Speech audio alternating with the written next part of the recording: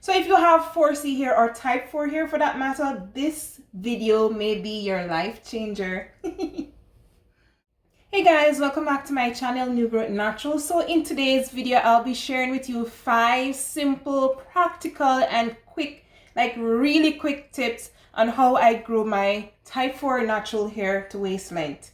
So keep watching if you don't want to miss that.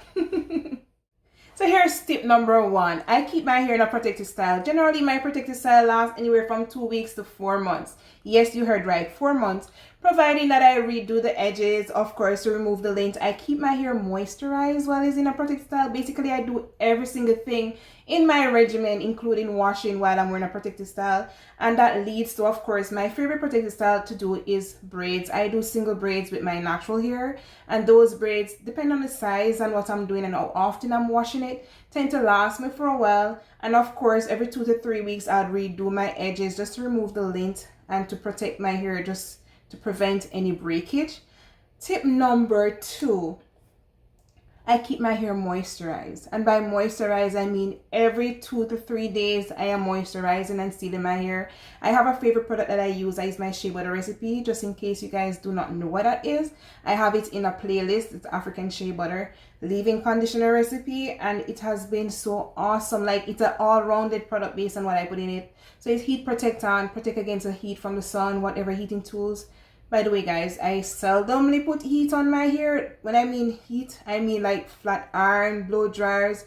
If I blow dry my hair twice for the year or 3 times for the year, that's actually a lot. I seldomly use heat on my hair. Reason my hair is heat sensitive. And even if it wasn't, putting heat on your hair, whether or not you're using a heat protectant too often, too frequently, can cause you some amount of damage. So to maximum your growth potential, you want to lay off the heat for a while at least. And then tip number 3, was it 3? Yeah.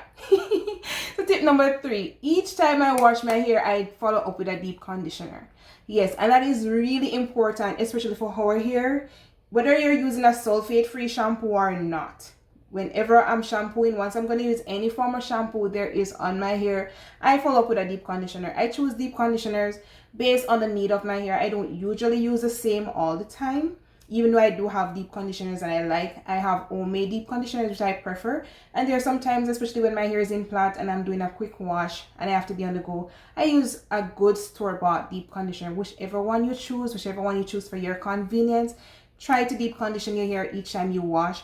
And by the way, I wash my hair mostly while I am wearing the protective style, which is plaits and braids, like I mentioned earlier on. That is just to skip the whole detangling process, because most time our hair gets broken or breakage happens during the detangling process, during the styling process.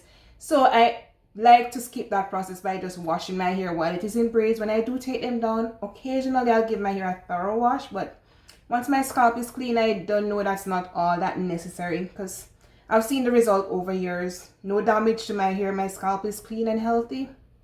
Bye, Felicia. Anyway, tip number 4.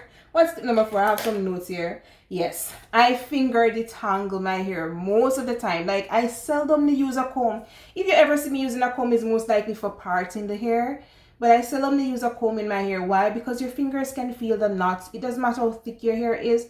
If your hair is brittle or prone to breakage, once you're using your finger, doing finger detangle, you'll see thicker hair, fuller hair, especially if you have thin, fine strands and you want a little bit more volume. Go in there with your fingers, sis. It takes forever, but I promise you, the result will be worth it. 6 months down the line, you'll definitely see that your hair has retained more length. Your hair has gotten more fuller, more volume. And that has really helped me to get to waist length with my 4C hair. Tip number 5. What was that? Yes. Prepooing. Like, prepoo is basically what you do before you wash your hair, shampoo your hair. Prepooing is very important, especially for 4C hair, dry hair especially. So what I like to do is saturate my hair in some oil, preferably coconut oil, overnight, put on my shower cap, put on my bonnet, go to bed, or a few hours before I wash it. I have different things that I use to prepoo my hair, but that is really helpful to getting me to waist length, because when you pre-poo your hair, your shampoo, whether it's sulfate free or not, doesn't cause so much stripping effect, and your hair is more manageable when it comes to detangling. Like I said, if you're not like myself that intend to wear plaits or braids but you have to wash your hair regularly, try to always pre-poo your hair. That will just increase the manageability of your hair, so you'll be easier to detangle. It will, you know, hold the moisture. Even after you wash your hair, you can still feel that your scalp and your hair is clean, but it doesn't feel as stripped as before. And that is crucial, because when your hair is weak, it's going to be breaking. So it's not that your hair is not growing. Our hair grow, some person's hair a little bit slower than others, but if you can retain like every single inch, every single quarter of an inch that you grow, girl, you'll be on your way to waist length in no time. So just be mindful of these short tips. I think I gave you 5 tips, right?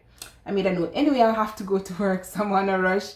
If you have any question, leave them in the comment and I'll make a video surrounding your question for you. By the way, if you're new, go ahead and give this you remember what live stream? I do live streams ever so often. Go ahead and give this video a thumbs up, subscribe, and I'll see you in another video or another live stream. Until next time, remember, Jesus loves you, so be very good, and the fear of the Lord is the beginning of wisdom.